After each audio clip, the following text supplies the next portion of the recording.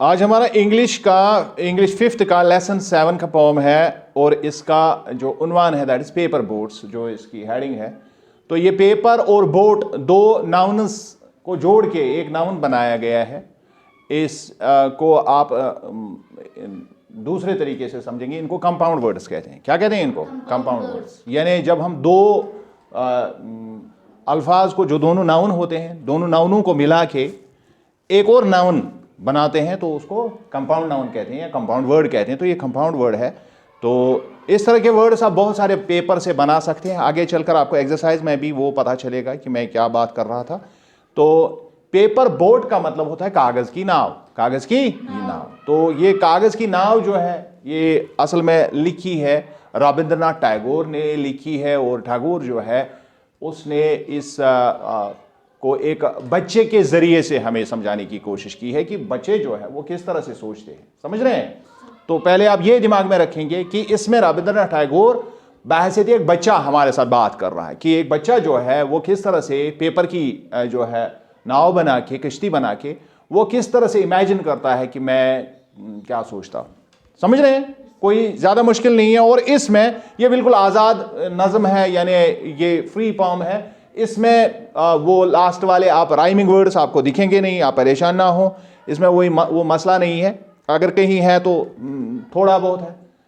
बाकी ये बिल्कुल जैसे प्रोज लगता है और पढ़ना भी इसी तरह है। इसको कोई ज़्यादा परेशान करने की अपने आप को ज़रूरत नहीं है। Let's see. Day by day I float my paper boats one by one down the running stream. बच्चा कहता है कि डे बाय डे का मतलब है रोजाना, हर दिन, हर आने वाले दिन। आई फ्लोट माई पेपर बोट, मैं अपनी जो कागज की किश्ती है, फ्लोट करना होता है बहाना, पानी के ऊपर से बहाना। मैं पानी के ऊपर से इसको बहा लेता हूं वन बाय वन, एक एक करके। यानी बहुत सारी बोट्स बना के ये उनको फ्लोट करता है। पहले ये बात आप समझे, क्योंकि ऊपर बोट्स इस्तेमाल हुआ है। एक बोट बना के उसी को रोजाना नहीं करता, क्योंकि जो ही आप बोट पानी में डालेंगे फिर वो आप निकाल के फिर वो उस लायक नहीं रहती है कि बाद में उसको फिर से आप इस्तेमाल करें। इसलिए वो बार बार बोट्स, अलग अलग बोट्स उसमें डालता है और वो एक एक करके उनमें उसको डालता है डाउन द रनिंग स्ट्रीम, जो चलता हुआ एक नाला है उसके बिल्कुल पास, घर में हो सकता है, नज़दीक में, क्योंकि बच्चा है, ज़्यादा दूर बड़े दरिया पर नहीं जा। हम इमेजिन कर सकते हैं कि बच्चे के बिल्कुल नज़दीक, पड़ोस में या अपने घर के सामने से एक नाला जा रहा है, एक छोटी सी एक नदी जा रही है, तो उसमें वो बहाता है इनको। इन बिग ब्लैक लेटर्स, बड़े बड़े काले अक्षरों में, बड़े बड़े काले लफ्जों में, आई राइट माई नेम, मैं इस पर अपना नाम लिखता हूं, ऑन देम, उन पर, and the name of the village where I live. एक तो मैं अपना नाम इन बोर्ड्स पर रखता हूं और दूसरा मैं अपने गांव का नाम लिखता हूं। क्लियर? तो बच्चे ने क्या लिखा इस पर? अपना नाम और गांव का नाम। तो ये दोनों चीजें मैं इन पर लिखता हूं बड़े बड़े काले लफ्जों में। आई होप, क्यों लिखता हूं? मुझे उम्मीद है। होप का मतलब होता है उम्मीद। That someone in some strange land, कि कोई किसी अजनबी जमीन पर, किसी दूसरे गांव में, दूसरे इलाके में, will find them and know who I am, वो इस नाव को पालेगा, ढूंढ लेगा और उस पर मेरा नाम देखेगा और उसको पता चलेगा मैं कौन हूं। समझ रहे हैं? इसीलिए मैं क्या लिख रहा हूं? अपना नाम, अपने गांव का नाम। तो एक तरह से मैसेज लिखता है। क्या लिखता है? मैसेज, कि जी मैं फलानी गांव से एक लड़का हूं जो मैं रोजाना खेलता हूं, तो कोई मेरा नाम किसी दूसरे इलाके में वो जान ले।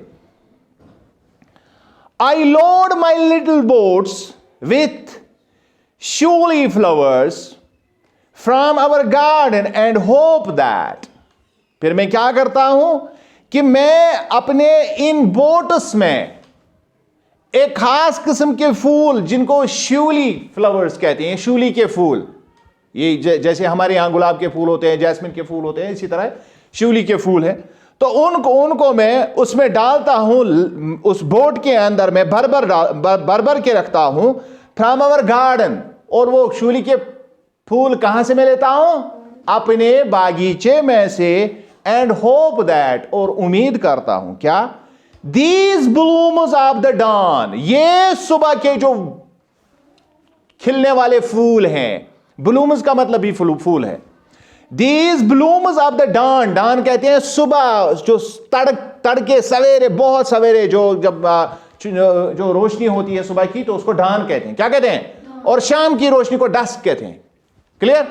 तो सुबह की रोशनी में फलने वाले ये फूल जो है वो मैं इसमें डाल देता हूं, इस उम्मीद पर, विल बी कैरिड सेफली, कि ये मेरी नाव इनको बहा ले जाएगी बिल्कुल हिफाजत से, to land in the night, उस जमीन तक जहां तक मैं ये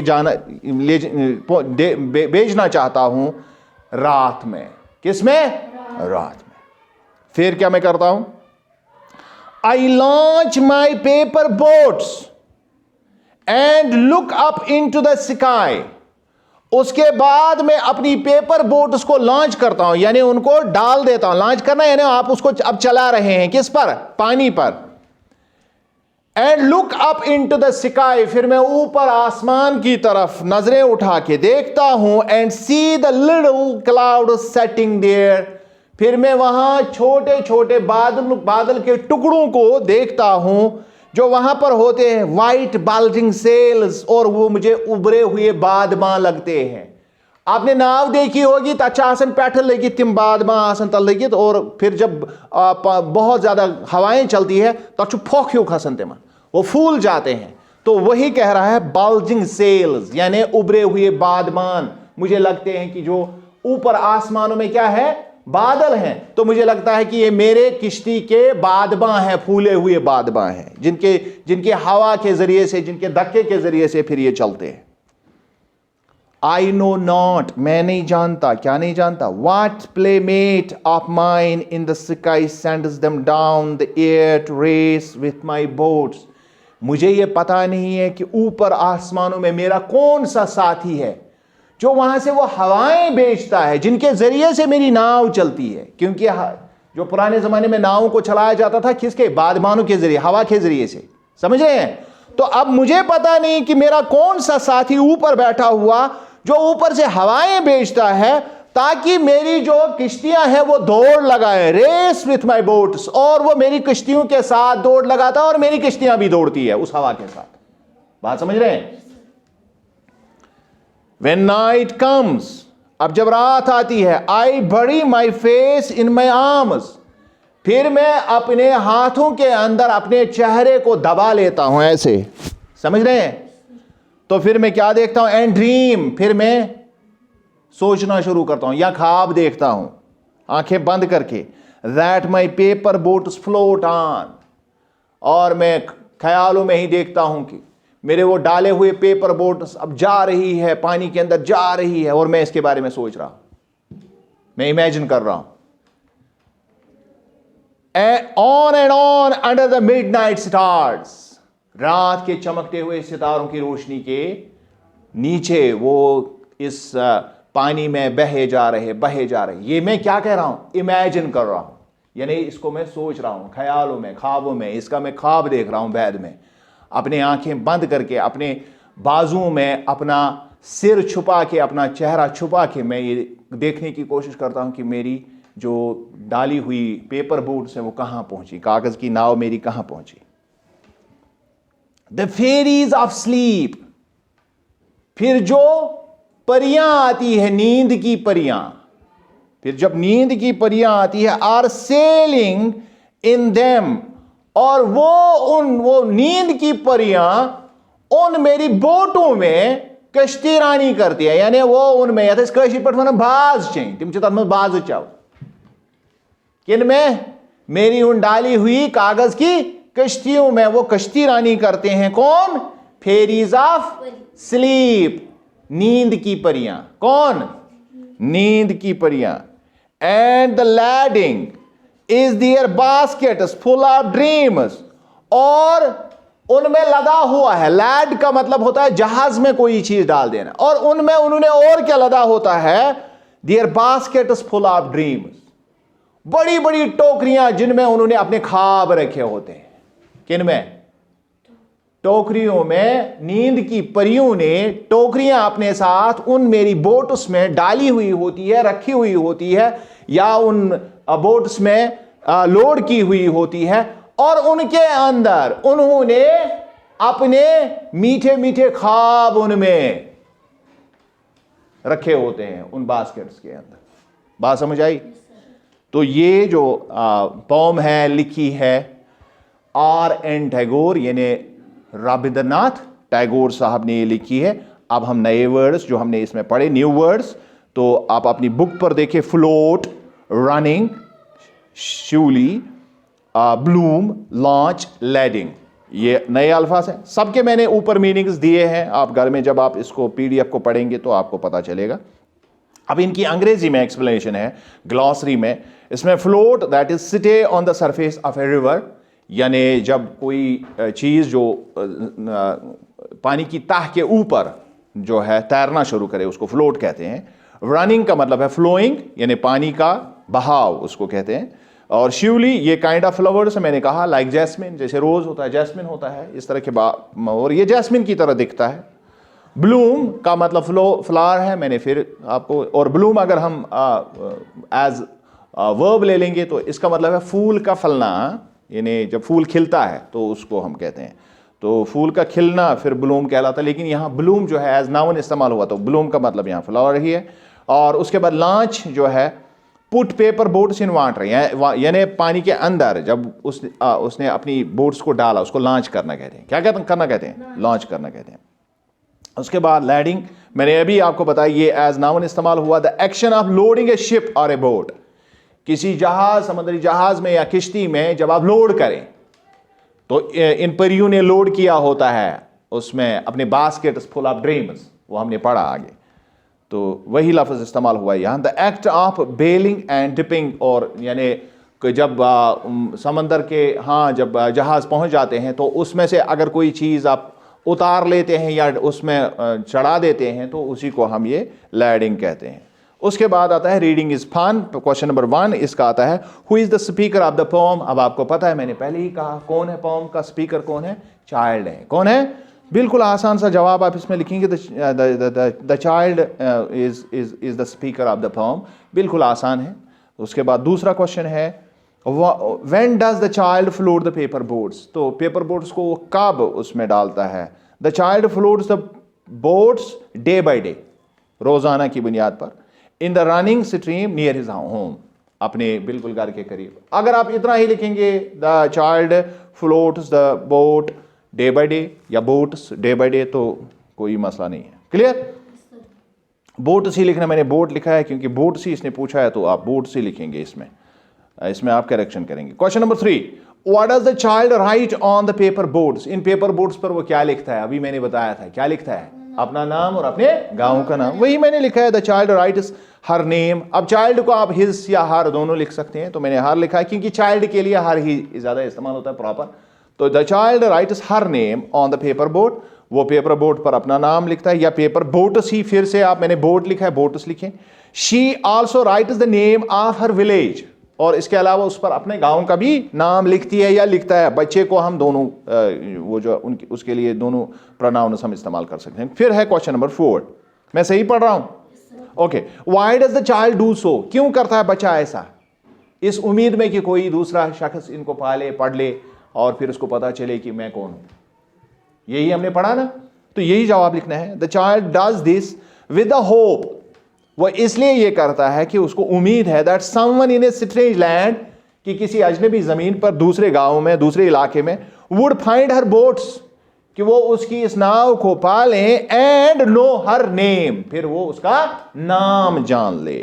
फिर है question number 5, what does the child put in the paper boats, उसमें डालता क्या है, क्या रखता है उसमें? The child puts Shivli flowers, वो जो अपने गार्डन से निकालता है इन द पेपर बोट्स, तो वो शिवली के फूल उसमें डालता है। उसके बाद आती है लैंग्वेज वर्क। अब यहां पर जो है वही जो मैंने पहले कहा था कि पेपर बोट जो है ये कंपाउंड नाउन है, तो अभी आप देखेंगे कंपाउंड वर्ड है। यहां पर लैंग्वेज वर्क में ए वाले में वही अल्फाज दिए हुए हैं। The correct compound word for each of the, यहां पर है चूज द करेक्ट, यहां मैं चूज लिखना भूल गया हूं, तो choose the correct compound word for each of the following from the box given below. तो आपको यहां पर जो एक्सप्लेनेशन दी हुई है, अब आपको कंपाउंड वर्ड ढूंढना है, कंपाउंड वर्ड ढूंढना है, और वो कंपाउंड वर्ड भी नीचे बॉक्स में लिखे हुए हैं, बॉक्स से आपको निकालने हैं। क्लियर? तो अब हम एक एक करके पढ़ेंगे, और मैंने यहां पर आपके पीडीएफ पर मैंने रखे हैं, लिखे हुए हैं, तो आप घर में इसी तरह से लिखेंगे। फिर पहला है work that involves handling papers. जब कोई काम हम ऐसा करें जिसमें हम पेपर हैंडलिंग का काम हो, तो उसको हम क्या कहते हैं? उसको पेपर वर्क कहते हैं। क्या कहते हैं? Paper work. तो ये यहां लिखा हुआ है, बॉक्स में लिखा हुआ है, तो मैंने यहां आपके जवाब में लिखा है। क्वेश्चन नंबर 2, ये फिर है point number 2, a book with A cover made of thin card.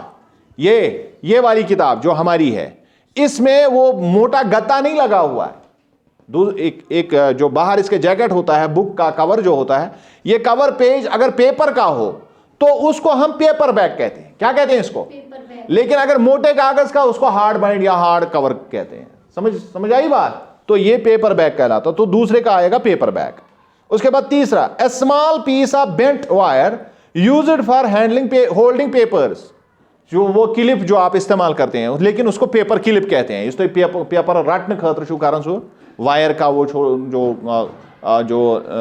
वो नुकीला सा बना हुआ होता है, जिसमें हम पेपर को पकड़ने के लिए जिसको इस्तेमाल करते हैं, तो हम उसको पेपर क्लिप कहते हैं। तो सारे अल्फाज किससे बनते हैं? पेपर से ही बनते हैं। पहले वाला बना पेपर बुक, दूसरे वाला बना पेपर बैग, फिर बना पेपर क्लिप। सारे लफ्ज दिए हुए हैं। उसके बाद चौथा है money in paper form rather than coins.